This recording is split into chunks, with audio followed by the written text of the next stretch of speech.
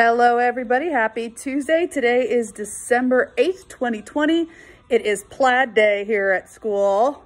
So I'm rocking out my cedar crest mask. Got a very wrinkly shirt on, but all is good. We are here. So lots going on today. Heard on the news this morning that yesterday Chuck Yeager passed away, age 97. He was a pilot during World War II and afterwards was a test pilot. He flew the Bell X-1 and was the first human to break the sound barrier. That was October 1947. He broke that record again in 1953, going Mach 2.44. So almost 2.5 times the speed of sound. The film 1983, The Right Stuff, based on him and his story. And in 1985, he got the Presidential Medal of Freedom from Ronald Reagan.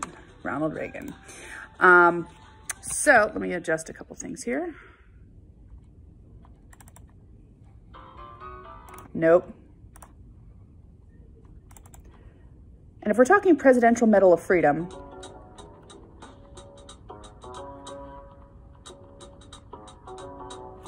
time for your first daily dose of Hanks. I forgot how much I love this music. Yes, Tom Hanks did get the Presidential Medal of Freedom in 2016. So, but Chuck Yeager, not a traditional education, not a college graduate. He actually had more than perfect vision, the news said. I was like, what? 2010 vision.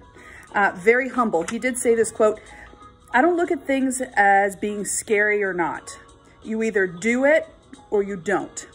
And if you live, you've done your job." Whoa! So, little intense of a quote, but I think I need to think about it. Okay, gonna change my music again.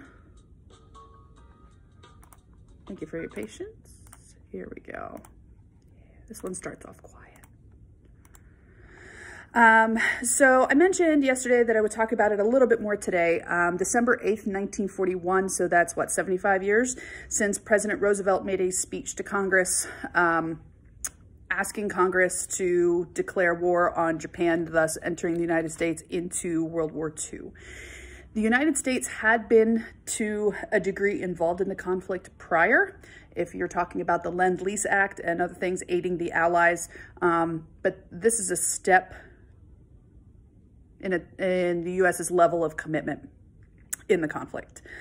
Again, 7-minute speech. And, you know, social studies teachers traditionally play speeches. I don't always, but this is one that I do. The power of his vocal inflections, some of the emphasis that he utilized, you know, yesterday, December 7th, 1941, a date which will live in infamy. The United States of America was suddenly and deliberately attacked by naval and air forces of the Empire of Japan. Pulls you right in. And, you know, even talking about some strategies that he uses in his speech, like, you know, last night, Japanese forces attacked Guam. Last night, Japanese forces attacked Wake Island. Last night. So that emphasis. So at first students are like, it's a speech and it's old and but once they dig into it, they realize the power truly of that written word. And when you think about Pearl Harbor, it's one of those moments that defines not just a nation, but I think also a generation. I've talked about on the mug before, my generation, it's 9/11. I remember where I was.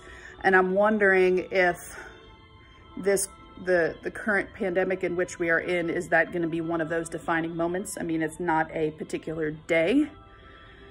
We're several months into this now, but it'll be interesting to see what future historians think. So continuing on the idea of the power of the written word, and it also connects with this day in history. Playing in the background for you right now is the 7th Symphony in A by Beethoven, Ludwig van Beethoven. First time it was performed this day, the 8th of December in 1813. Now, this music was utilized in a film called The King's Speech, one of my all-time favorites. Story about King George VI, who was a stammerer. He had a speech impediment, and his work with a man named Lionel Logue to help him. And this is the background of a speech that's talking about entry into World War II. Multiple World War II speeches, but connected. I love this show. Makes me so excited when I'm connecting all of these things, and I hope that you're enjoying it as well. And we can even go into a further comparison if we're talking about President Roosevelt. He was diagnosed with poliomyelitis, so polio, but if you're taking a look at his symptoms, some people think he might have had Guillain-Barré syndrome, but he was still able to fulfill that office with a physical disability. King George VI with a speech impediment, yes, it was an inherited title. He wasn't planning on being king, but then his brother and Wallace Simpson and this whole thing, but he was still able to work through his speech impediment and be a very strong figure for the British people. So lots of overlaps, lots of connections. All right, let me get to this one part here. Oh,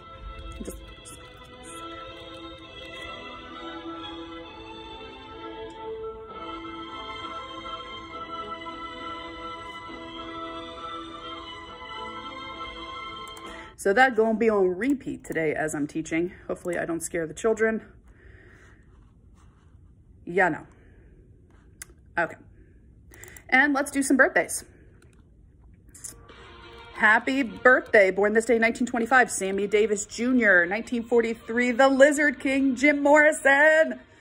Gotta add some Doors to my playlist. Born this day, 1951, author Bill Bryson, travel writer. Notes from a Small Island, A Walk in the Woods. Awesome writer if you haven't had a chance to read his. Dad, this one's a shout out to you. 1952, Richie Morales, the drummer from Spyro Gyra. Gonna add Spyro Gyra to my playlist too.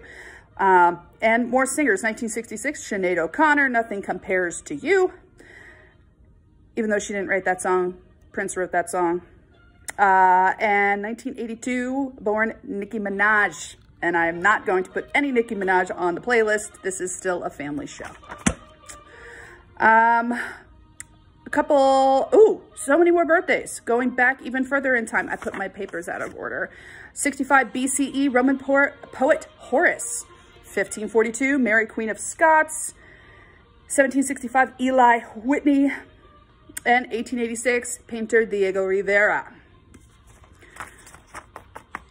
Two more this day in histories for you. And then the unveiling of today's, hold on, phone, hold on.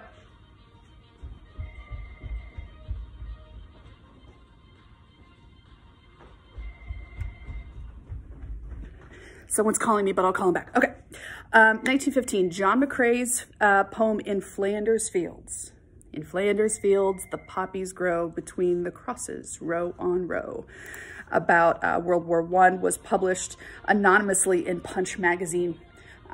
That's a piece that I've always shared with students as well when studying World War I. 1955, the comedy The Lady Killers was released in the UK, starring the future Sir Alec Guinness. Lady Killers.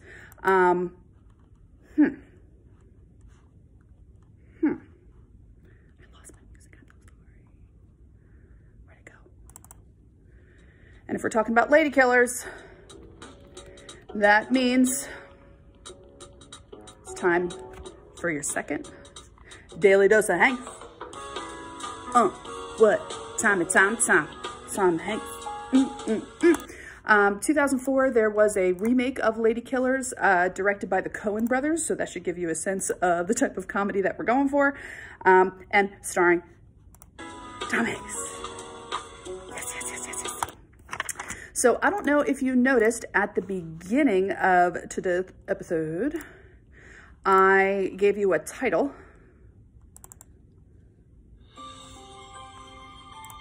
I downloaded some Christmas music this morning. I don't know how I'm feeling about it. I'm really not sure.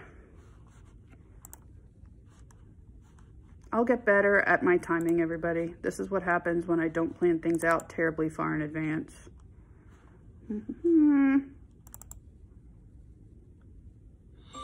It'll do.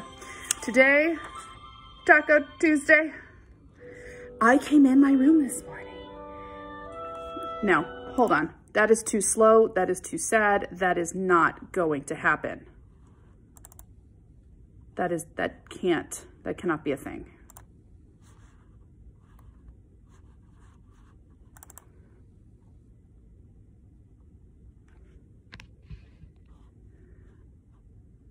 Okay.